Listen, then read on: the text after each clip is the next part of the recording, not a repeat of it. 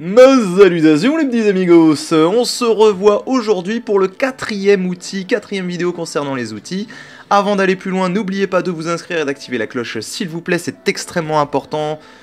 Ça motive, franchement c'est plutôt cool et ça nous fait plutôt bien vivre sur les réseaux.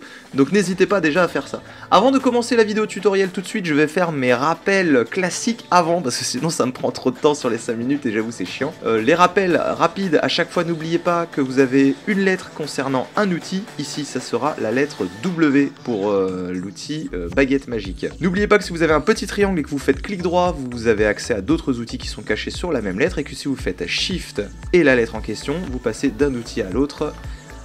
Ça, c'est bon pour ça. N'oubliez pas que vous avez aussi une barre d'options qui est rattachée à chaque outil. Vous avez vu ma barre qui change là-haut à chaque fois.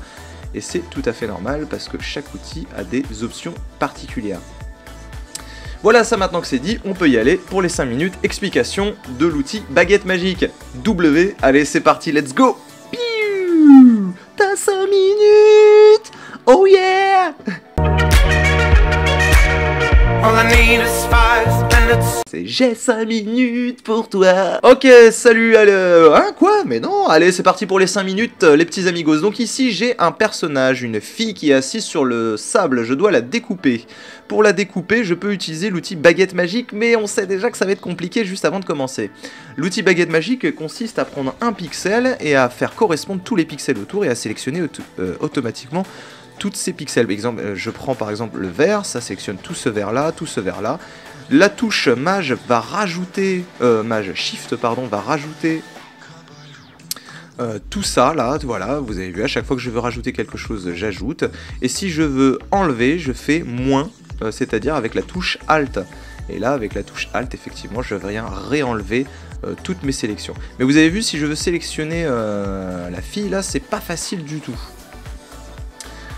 Shift Alt, vous remarquerez que ça bouge juste ici, hein, quand je viens, par exemple si je viens sélectionner le genou ici, vous avez vu là c'est en soustrayant, là c'est en ajoutant, quand je fais Shift, Alt ça revient ici, Alt voilà, et que vous avez aussi l'option intersection, que j'avais déjà expliqué sur la fiche des outils de sélection déjà au préalable.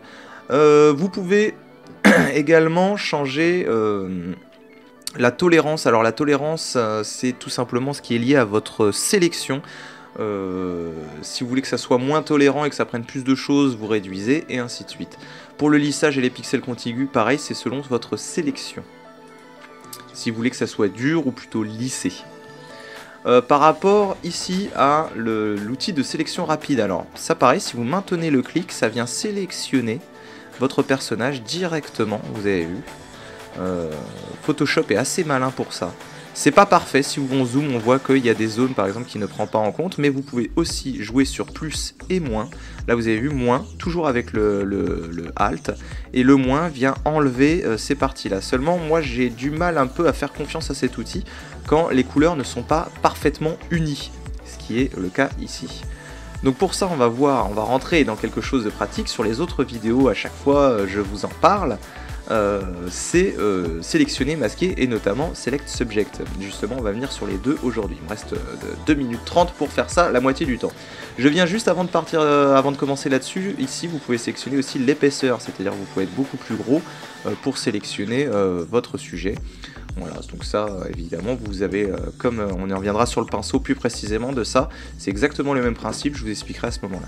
Donc aujourd'hui Photoshop est un outil puissant, on n'est pas forcément obligé de se faire chier sur les découpages, donc vous pouvez faire Select Subject, et là vous avez juste à cliquer dessus et vous avez vu Photoshop travaille pour nous, et là franchement outil puissant, vous avez vu, incroyable. Photoshop est incroyable, voilà, je le dis. Il a sélectionné notre sujet automatiquement. Alors on voit que c'est pas parfait, mais il a été prendre quand même les grosses mèches de cheveux et tout ça. Et comme c'est pas parfait, on va aller finir sur sélectionner et masquer. Ça y est, on y vient.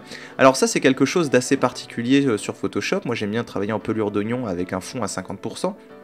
Transparence, vous avez vu, ça c'est la transparence du fond à 50%.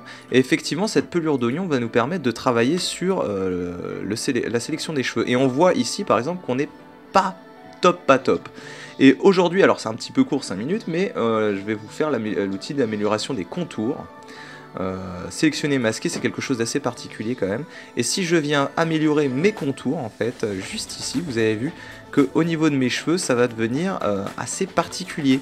C'est-à-dire qu'on voit qu'il y a un petit flou qui vient se créer ici. Par exemple, je viens là, encore ici où c'est moche, hop, voilà. Et je viens faire ceci, et vous avez vu, ça vient, hop là, faire une espèce de petit flou sur les cheveux. J'explique très grossièrement, hein, c'est assez rapide, il faudrait passer 5 minutes rien que là-dessus, honnêtement, pour faire l'explication. Mais vous avez vu que ça devient très très flou, et que si on fait OK, la sélection devient plus propre, beaucoup plus propre, et que si je viens faire un quelque part copier par exemple, et ben on a sélectionné les cheveux de manière plus linéaire. C'est encore bien dégueulasse, hein, mais je fais vite, on a que 5 minutes. Mais en gros, voici l'outil, ce qu'il permet de faire. Je reviendrai plus précisément dessus, sur 5 minutes spécifiquement dessus, je vous le promets les amigos. En tout cas pour le découpage, ça aide énormément, et n'oubliez pas que si vous voulez améliorer les choses, vous avez toujours les autres outils pour venir modifier votre sélection, venir précisément sélectionner ce que vous voulez, ce dont vous ne voulez pas.